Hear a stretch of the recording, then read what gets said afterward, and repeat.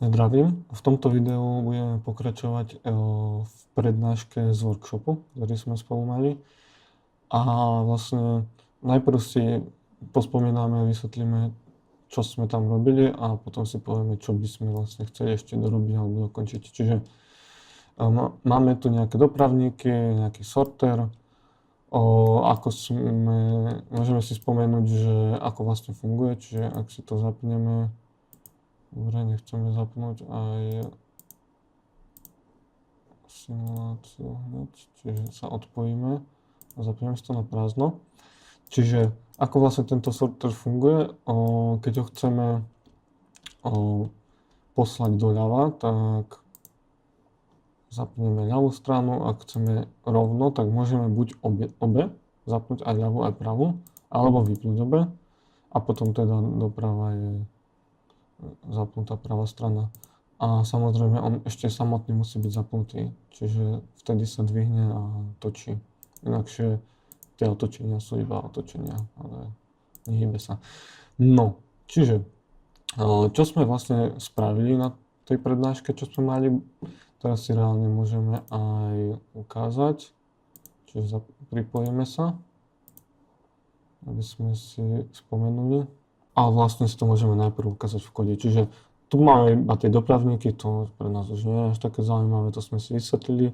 A tu začína teda tá časť tej triedičky. Čiže najprv máme samotnú logiku od toho triedenia, čiže round robin, teda postupné ukladanie. A potom máme logiku tejto triedičky. Čiže keď si pozrieme na ten round robin, tak je to veľmi jednoduchá logika. Máme tu array tých stavov, ktoré sú za triedičkou, a či sú plné alebo prázdne, teda konkrétne teda sú stavy obsadenosti toto. A vlastne pozeráme sa, že ak aktuálny cieľ je obsadený, tak cieľ vlastne zväčšíme o 1 a toto bude bežať stále, keď bude nejaký obsadený, tak sa nastaví na ďalší. S tým, že teda ak ten cieľ je väčší ako počet všetkých cieľov, tak samozrejme ideme od začiatku. Čiže je to ako keby taký cyklus, úplne jednoduché, nie je nič viac k tomu. A čo sa týka tej triedičky, tak má takú základnú logiku, ako mal obyčajný dopravník, teda, že ak nie je stlačené tlačidlo stop a ak sme plní, ale nasledujúci je prázdny, tak sme zapnutí, čiže chceme mu odovzdať ten náš balík. A ak sme prázdni, ale predchádzajúci plný, tak sme tiež zapnutí, lebo chceme prijať ten balík. Tu vlastne vidíme len, ako si nastavujeme my. Obsadenosť to je tiež také isté ako obyčajnom dopravníku. Čiže ak náš senzor niečo detekuje, tak sme plní. A ak vlastne nám niečo odíde alebo teda, príde k senzoru nasledujúcej. Ak nám teda príde niečo na nasledujúci komponent s nábežnou hranou, tak vlastne my sme sa tým pádom ako keby vyprázdnili, čiže náš stav je zresetovaný. Čiže potom tu máme takýto veľmi jednoduchú logiku k tomu ovládaniu toho sortera. Čiže ako sme si povedali, ak chceme ísť doľava, dajme tomu, že to je náš stav 0, tak setneme výstup ľavá strana a resetneme pravá, čiže sa nastavíme doľava. Ak chceme ísť, dajme tomu, že jednotku si dáme, že je rovno, tak chceme resetnúť oba. A ak ideme doprava, tak samozrejme chceme resetnúť ľavú stranu a setnúť pravú. No, tak si to poďme skúsiť zapnúť.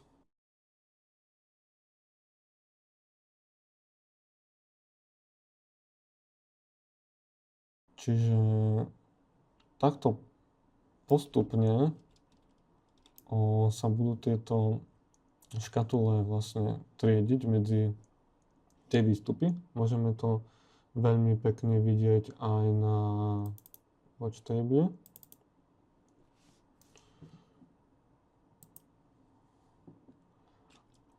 A môžeme môžeme si tu vlastne pridať aj výstup tej logiky triedenia, čiže round robin target. Čiže vidíme, že teraz je cieľ jednotka, čo je stred, dvojka je pravá strana a teraz je 0, čiže ľavá. No, ako má ale toto riešenie chybu alebo nedostatok? Pozrime sa na konkrétne túto časť kódu. Naša triedička sa pozerá, či je nasledujúci plný tak, že sa pozerá, či jeden z týchto troch, čiže pravá, ľavá alebo stred, je plný. Čo nie je až také dobré, lebo tým pádom stačí, že jedno z týchto troch vecí je plné a on vlastne nebude vedieť rozoznať, ktoré z toho je a bude sa musieť zastaviť. Nebude vedieť využiť tie ostatné cesty, lebo nebude si istý tým, ktorý vlastne je ten plný. Sice tento komponent round robin mu povie o tom, že kde chce dať ten target, kde by ho mal poslať, ale on sám si nevie overiť, či ho tam naozaj môže poslať a či je to prázdne. Čiže toto potrebujeme opraviť. Tento nedostatok si môžeme vlastne ukázať aj na simulácii. Teda tento balík chce ísť na ľavú stranu a napríklad môžeme nastaviť, že pravá strana je plná, ale on tým pádom nebude vedieť ten balík posledný na tú ľavú stranu, na ktorú je nastavený, lebo nevie, či je voľná. Čiže keď zoberieme D4 a nastavíme ho na true, a teraz toto pustíme, tak vidíme, že tento náš sorter ďalej nie je zapnutý, alebo teda nepúšťa ten balík ďalej, lebo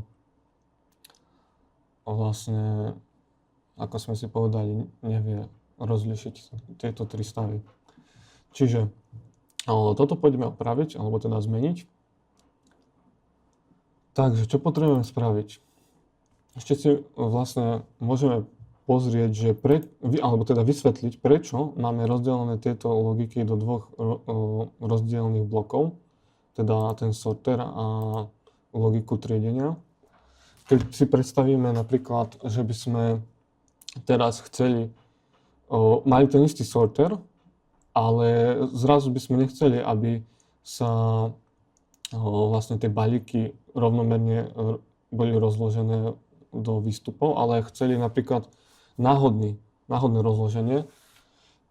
Jediné, čo by nám trebalo, bolo by vlastne vytvoriť takýto jednoduchý nový blok, ktorý by iba riadil tú logiku toho triedenia, ale samotná triedička a jej logika by ostala nezmenená a vlastne to je podstata toho, prečo sme to takto rozdelili. No, čiže aby sme to zmenili, tak poďme do tohto bloku a pozrieme sa, čo môžeme spraviť.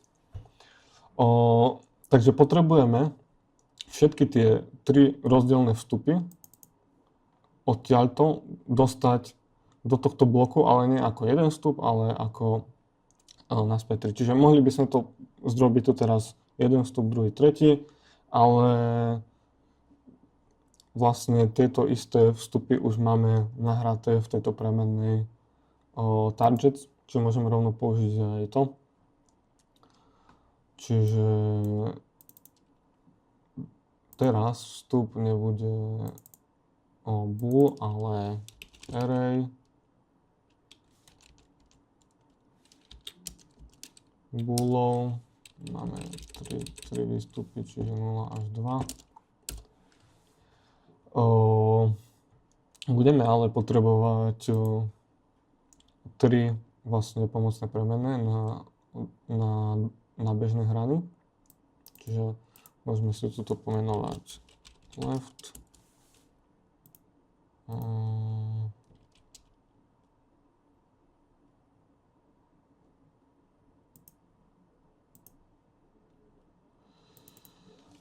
CTLP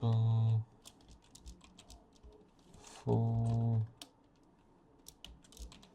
width a TLP full right. No. A teraz vlastne musíme zmeniť toto a to vlastne zrobíme tak, že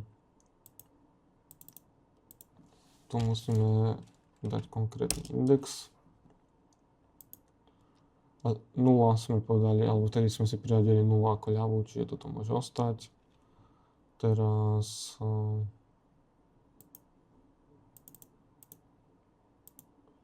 si dáme jednotku ako strednú.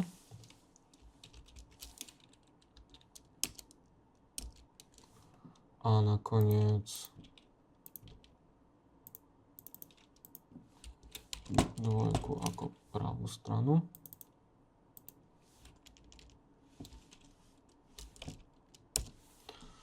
Tak, a toto všetko môžeme vlastne zapojiť do tohto.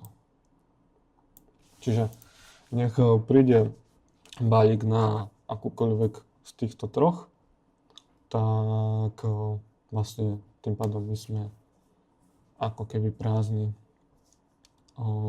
Ďalej potrebujeme ešte potrebujeme opraviť aj túto premenu. Keď sa nad tým zamyslíme, je to teda vetva, kde my sme plní a ďalšie prázdne, čiže odovzdávame. No a čo je ten ďalší? Tak to vieme veľmi presne. Na to môžeme použiť túto premenu target. Keď si chceme pripomenúť, tak je to vlastne vstup, alebo pre nás vstup, ale je to vlastne výstup tohto round robinu. Môžeme pristúpiť takto k jeho vnútornej premennej cez jeho referenciu, cez túto. Nemusíme to mať ako reálny výstup. A teda, ako to použijeme, tak veľmi jednoducho, zoberieme si in next full a teraz musíme referencovať target, čiže výška target. Myslím, že by sa to malo takto písať. Čiže toto by snad bolo hotovo. Môžeme to hneď aj vyskúšať, čiže nahráme si program. Tu môžeme stopnúť. Už som to stopol. Dobre, dajme si refresh.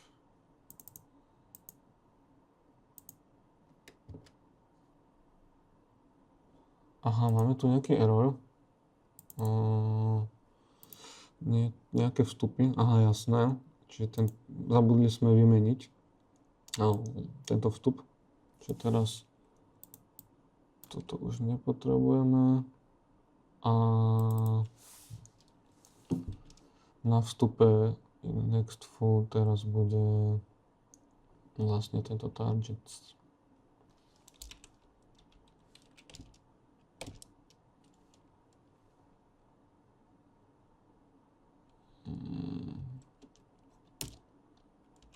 Bez zátvorok.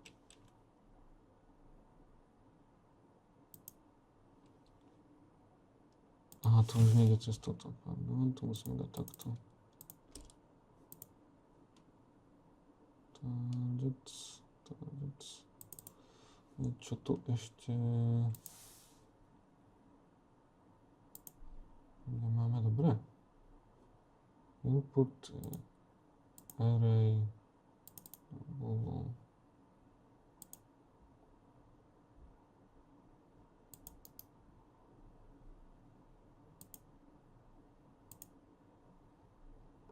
OK. Dobre. No. Tak toto by bolo. Skúsme to nahrať znova.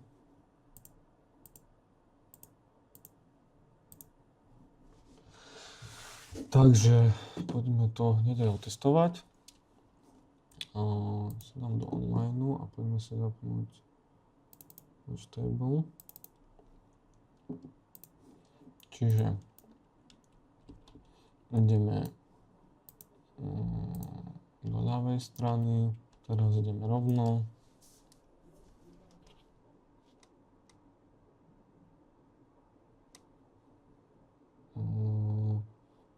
A ako vidíme, táto štvorka je obsadená, lebo to som nechal vlastne forcel na obsadenú už predtým a zabudli sme to zmazať. Čiže, ale ako teraz veľmi dobre vidíme, tak napriek tomu, že systém si myslí, že táto strana pravá je obsadená, má veľkú premávku, alebo ako to nazvať, a nestíha to, tak vie pekne to rozdeliť do zvyšných dvoch strán a nie sme zaseknutí, ale môžeme ju kľudne uvoľniť a teraz pekne to zase bude rozdeľovať do všetkých troch strán.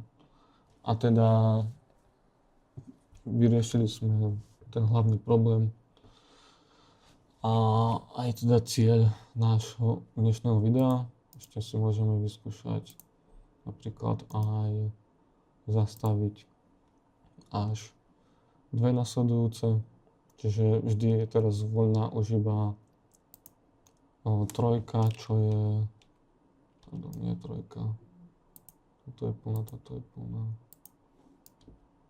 áno, trojka, čiže ľavá strana, čiže teraz všetko bude dávať do ľavej strany.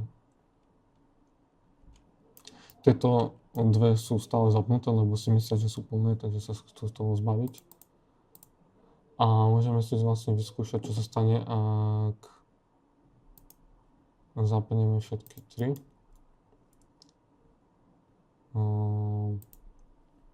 Je to takýto zvláštny stav, to by sa ešte tiež dalo potom nejako ošetriť, ale vlastne všetky tri sú plné a on medzi nimi hľadá nejaký najbližší, akože keby voľný, ale v cykle hľada voľný, ale žiadny z nich nie je voľný, čiže takto preskakuje a to už by mohlo byť zase nejaké ďalšie riešenie k tomuto. Ale teda, čo sme chceli spraviť, sme spravili, čiže ak to teraz takto pekne uvoľníme, tak zrazu hneď zistí, že túto stranu má voľnú a vie to tam posielať. Takže toľko k dnešnému videu.